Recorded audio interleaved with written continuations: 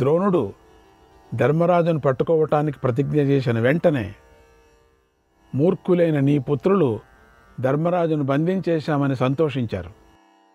ఎందుకంటే అర్జునుడు నేను తప్పించుకోవచ్చులే, పర్వాలేదులే అనుకున్నా. ద్రోణుడికి పాండవులపై పక్షపాతం ఉంది అని నీ కుమారుడికి బాగా తెలుసు. అందుకే ప్రతిజ్ఞ బలంగా ఉండాలని ఆ రహస్యాన్ని చెప్పాడు. ఆ తర్వాత దుర్యోధనుడు నేను ధర్మరాజును బంధిస్తాను అని ద్రోణుడు చేసిన ప్రతిజ్ఞను అన్ని శిబిరాల్లోనూ చాటించాడు. సకల సైన్యాలు విశ్రమించే సకల ప్రదేశాల్లోనూ చాటించాడు అన్నాడు సంజయుడు. శ్రీకృష్ణాయ పరమాత్మనే నమః. 13వ అధ్యాయం. సంజయుడు ధృతరాష్ట్రుడికి ఇలా చెప్పాడు. ఓ మహారాజా, ద్రోణుడు ధర్మరాజును బంధించాలని ప్రతిజ్ఞ చేశాడు కదా, ఆ ప్రతిజ్ఞను విని సైనికులందరూ ఎంతో సంతోషించారు. ధర్మరాజు మన చేతికి చిక్కుతున్నాడు అని గ్రహించి ఊరూరికే సింహనాదాలు చేశారు. ఇంతలో ధర్మరాజు గూఢచారుల ద్వారా ద్రోణుడు చెయ్యాలనుకున్న పనిని తెలుసుకున్నాడు. ఆయన తెలుసుకోకుంటాడా? వెంటనే తన సోదరులను ఇతర రాజులను పిలిచాడు. అర్జునుడితో ఇలా అన్నాడు. ఓ అర్జున, ఇప్పుడు మన ఆచార్యులు చేయాలనుకున్న పనిని నువ్వు విన్నావు కదా. ఆయన ప్రతిజ్ఞ నెరవేరకూడదు. ఎట్టి పరిస్థితుల్లోనూ అది జరగకూడదు. రాజనీతిని పాటించు. ఇప్పుడు కౌరవులు తమ భారాన్ని అంతా ద్రోణాచార్యుడి మీద ఉంచారు కనుక ఈరోజు నా దగ్గరే ఉండి యుద్ధం చేయి. ఆచార్యుడి ద్వారా దుర్యోధనుడి కోరిక నెరవేరకూడదు. ఈరోజు మాత్రమే కదా ప్రతిజ్ఞ. ఈరోజు ఒక్కరోజు అయిపోతే ప్రతిజ్ఞ అంతే అన్నాడు. అప్పుడు అర్జునుడు ఇలా అన్నాడు. ఓ రాజా, నేను ఆచార్యుడిని చంపాలని ఎప్పుడూ అనుకోను. అలాగే నిన్ను విడిచి వెళ్ళటం కూడా నాకు ఇష్టం లేదు. నేను యుద్ధంలో ప్రాణాలనైనా విడుస్తాను, కానీ ద్రోణుడికి మాత్రం శత్రువును కాలేను. దుర్యోధనుడు నిన్ను బంధించి మళ్ళీ రాజ్యాన్ని పొందాలని అనుకుంటున్నాడు. కానీ నేనుండగా దుర్యోధనుడు ఆ కోరికను ఏ విధంగా అయినా తీర్చుకోలేడు. ఆకాశం నక్షత్రాలతో పాటు నేల కూలిపోవచ్చు, కానీ భూమి బద్దలైపోవచ్చు, కానీ నేను బ్రతికి ఉండగా ఆచార్యుడు నిన్ను పట్టుకోలేడు. ఇది సత్యం. ఒకవేళ ఆ ఇంద్రుడు లేదా దేవతలతో సహా మహావిష్ణువే వచ్చి దుర్యోధనుడికి సహాయం చేసినా పర్వాలేదు. నేను బ్రతికుండగా ఆ ద్రోణాచార్యుడు నిన్ను బంధించలేడు. ఇది నిజం. శస్త్రధారులు అందరిలోనూ ద్రోణాచార్యుడు శ్రేష్ఠుడు. అయినా నువ్వు ఆయనకు భయపడవలసిన పని లేదు. ఓ రాజా, నేనీ ప్రతిజ్ఞ చేస్తున్నాను, నన్ను నమ్ము. నేనెప్పుడూ అసత్యాన్ని తలుచుకోను, అసత్యం మాట్లాడను. నేనెప్పుడైనా ఓడిపోయానా లేదా మాట ఇచ్చి తప్పానా? ఇవి జరగలేదు కదా. ఇప్పుడు కూడా అంతే. నా మాట సత్యం, నన్ను నమ్ము అన్నాడు. ఆ తర్వాత పాండవ శిబిరంలోని సైనికుల శంఖాలు భేరీలు మ్రోగించారు. మృదంగాలు ఆనకాలు మ్రోగించారు. పాండవులు సింహనాదం చేశారు. వారి ధనుష్టాంకార ధ్వని అక్కడ భీకరంగా వినిపించింది. ఇది ఆకాశాన్ని తాకింది. ధర్మరాజు శంఖానాదాన్ని విని నీ సేనల్లో కూడా వాద్యాలు మ్రోగాయి. తర్వాత నీ సేనలు పాండవ సేనలు వ్యూహాత్మకంగా నిలబడ్డాయి. యుద్ధం చేయటానికి ఒకరినొకరు దగ్గరకు వస్తున్నారు. ఆ తర్వాత కౌరవ పాండవుల మధ్యలోనూ ద్రోణ దృష్టద్యుమ్నుడు మధ్యలోనూ భీకరమైన యుద్ధం ప్రారంభమైంది. చాలా అద్భుతమైనటువంటి యుద్ధము భీకరంగా ప్రారంభమైంది. సృంజయ వీరులు ద్రోణుడి సేనను సంహరించాలని యుద్ధం చేశారు, కానీ విజయం పొందలేకపోయారు.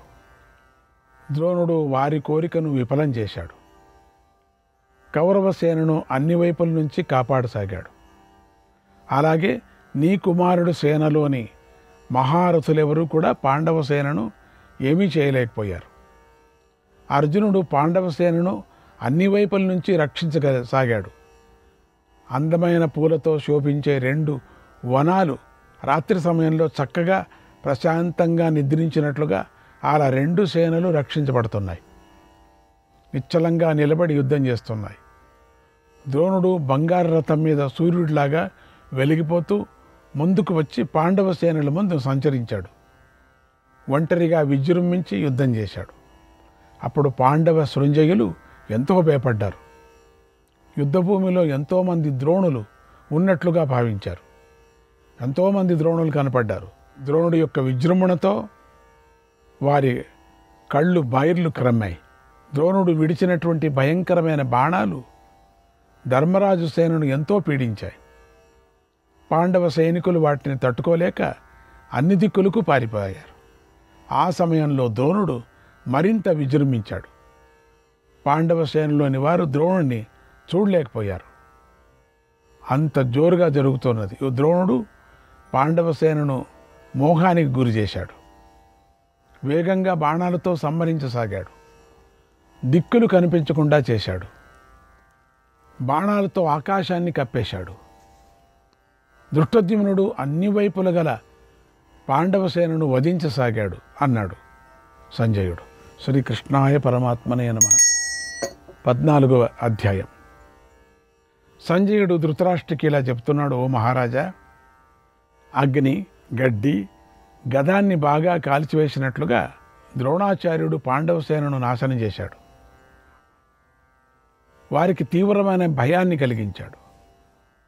సకల సేనలను వధిస్తూ యుద్ధభూమిలో సంచరించాడు. బంగారు రథాన్ని ఎక్కి అగ్నిలాగా వెలిగిపోయాడు. అమిత కోపంతో పాండవ సేనలను దహించి వేశాడు. ఆ ద్రోణాచార్యుని చూసి సృంజయ వీరులు వణికిపోయారు.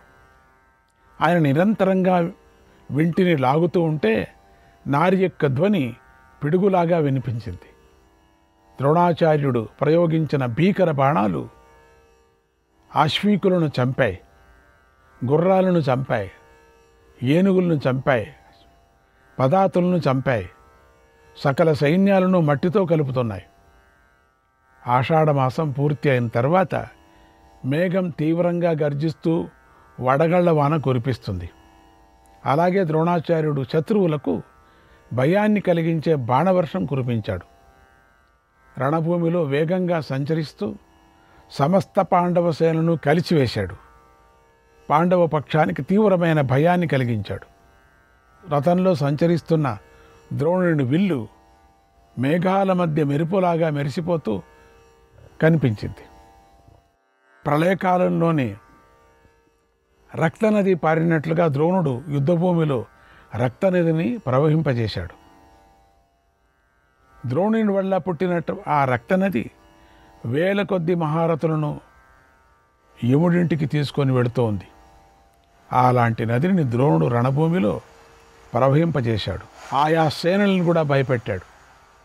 ఆ ద్రోణుడిపై ధర్మరాజు మొదలైన వీరులు అన్ని వైపుల నుండి దాడి చేశారు. ఆ శూరులను నీవారు అన్ని వైపుల నుండి ఎదుర్కొన్నారు.